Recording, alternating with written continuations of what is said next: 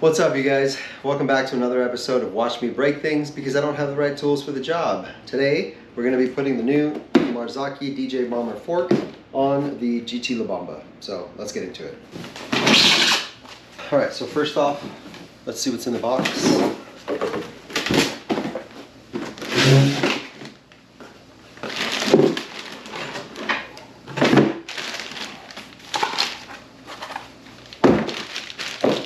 I noticed comes with a couple of spacers, and it's got the starnut and a little cable clip, and some pretty cool decals as well. So this will be cool.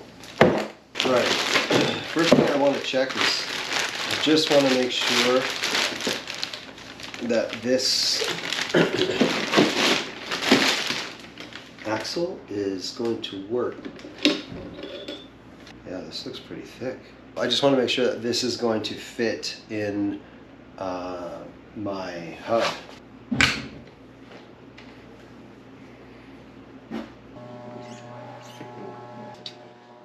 Yeah, see? That does not look right. So right off the bat, I don't think this is going to work. Okay, all is not lost. I did a little bit of digging, and it looks like so this Marzocchi fork comes with a super thick 20 millimeter axle, through axle. What's on here is the 15 millimeter through axle, but Marzocchi does apparently have a conversion kit so that you can run a 15 millimeter by 100 axle. So I'm going to go to Jensen and see if they have one. So to be continued. All right, you guys, welcome back. I finally got the stuff that I needed. I ended up, so I kind of was playing with a few different options. I was considering returning the Marzocchi fork and getting like the RockShox Pike DJ fork, because that one is 15 millimeter through axle standard, like as is, out of the box.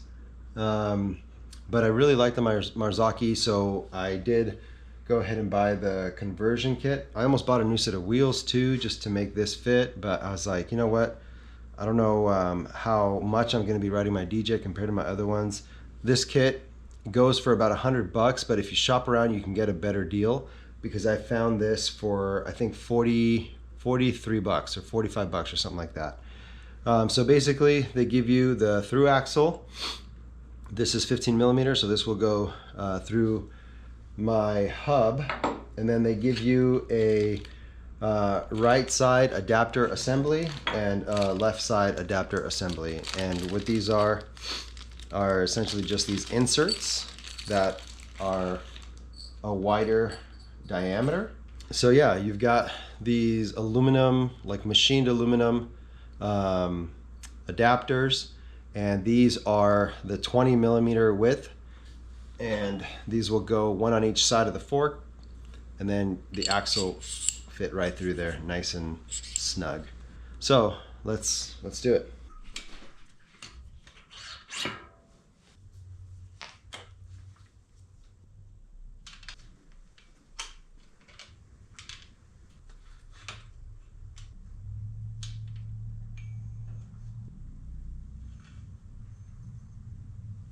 All right, there's the old fork. It's kind of heavy. Yeah, this is a heavy sucker. We're gonna have to take the crown race off of this and put it onto the new fork. This is one of the things that I don't really have the right tools for. So I'm gonna just do it the old-fashioned way. It's got a couple of notches, one on this side, one on that side.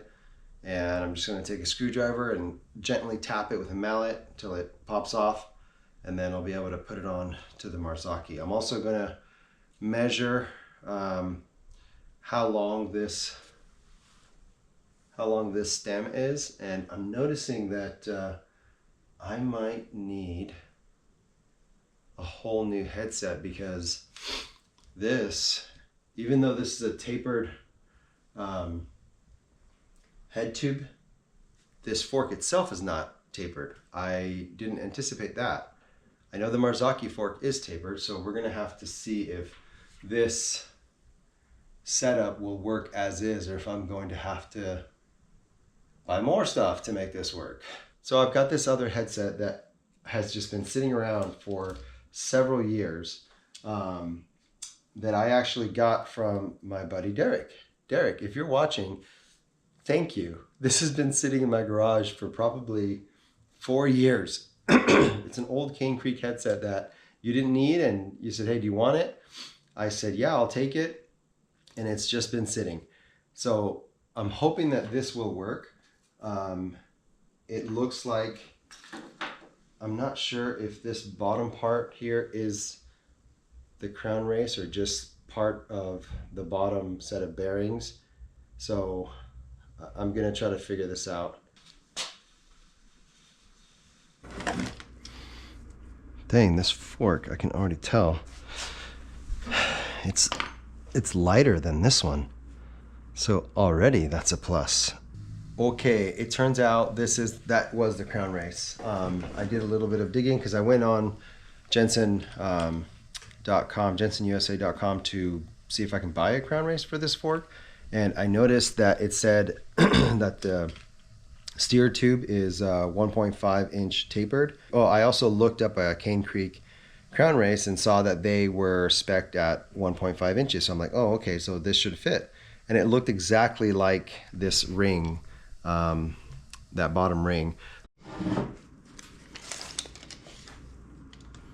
6 11/16.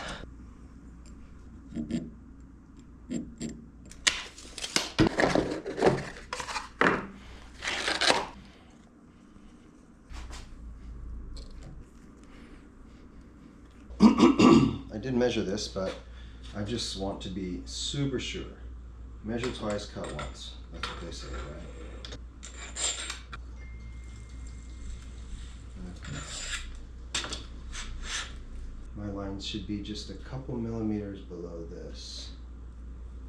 This is why we measure twice, cut once. This top line of these 3 lines was where I was going to cut.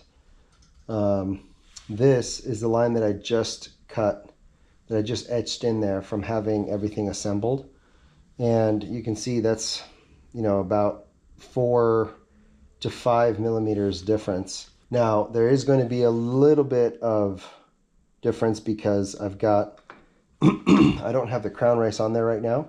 So making the cut just a little below is probably accurate, because that's going to take like 3 millimeters or so. And you want to be just a little below the top surface of your stem. Okay, I'm about to cut this thing. I don't have a hacksaw, but I do have a reciprocating saw, and I have some metal blades. Yeah, see how that goes.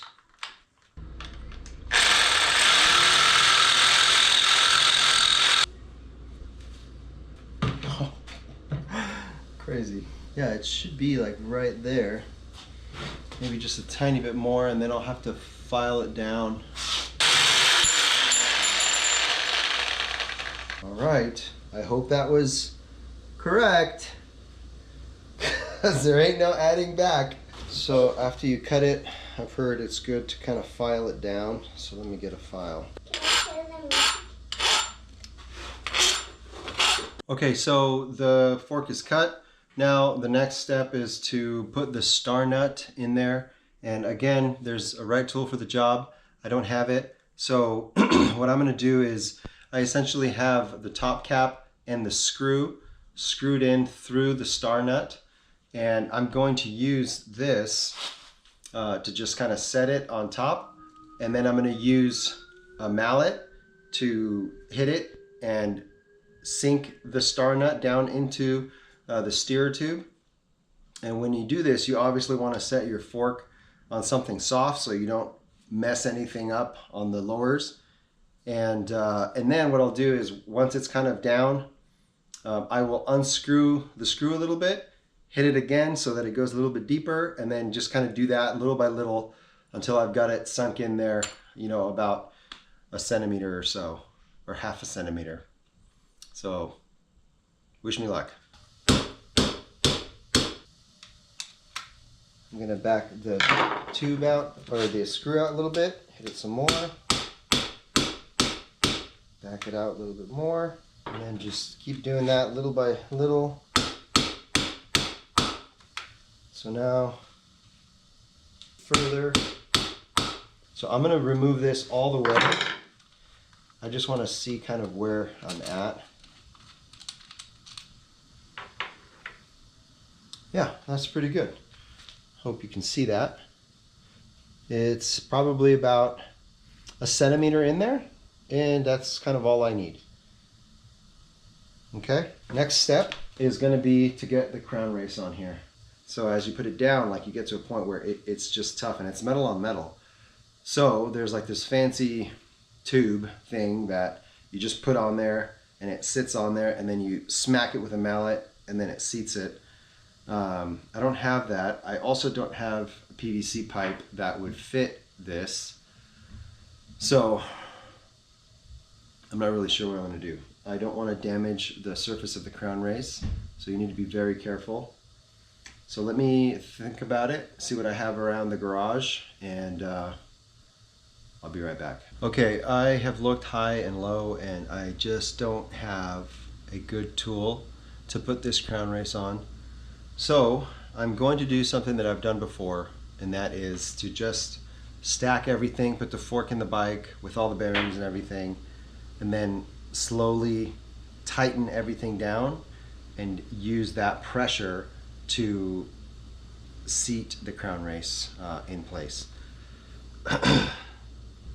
Let's do it.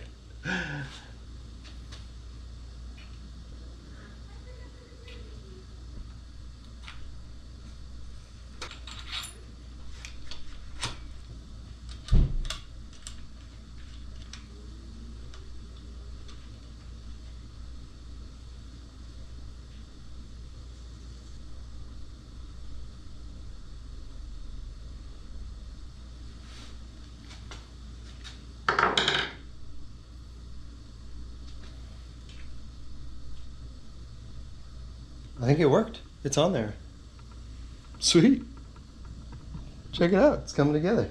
Okay, I took it all apart just so that I can grease everything. I didn't really grease everything last time. I just kind of started putting everything on. So, nice tip. I just took an old like syringe that they give you. This one we got from the vet, I think. But they give you these also like when you get your wisdom teeth pulled out. And it's a great little tool to apply grease. Just make sure it's not used with anything else or cleaned very thoroughly and dried. Put your grease in there and then very easily apply grease to your surfaces, and very little mess.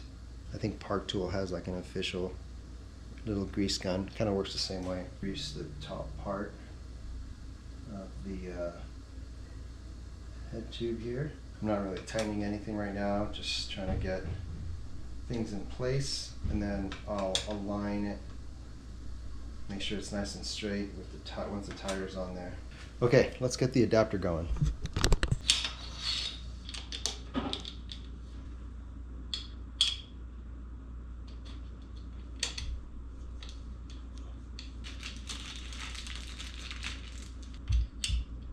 They've got kind of like on one end, there's like this lip on the end of them, and I bet you those need to be pointing down so that when you bring the wheel up into it, yeah, it just slides in there. So I put these in the wrong way. Unless you wanted to like bring it up and over like that, I guess that would work. That might be better too, because like the wheel is held in place, you know, even with the axle not in there. And then when you add the axle,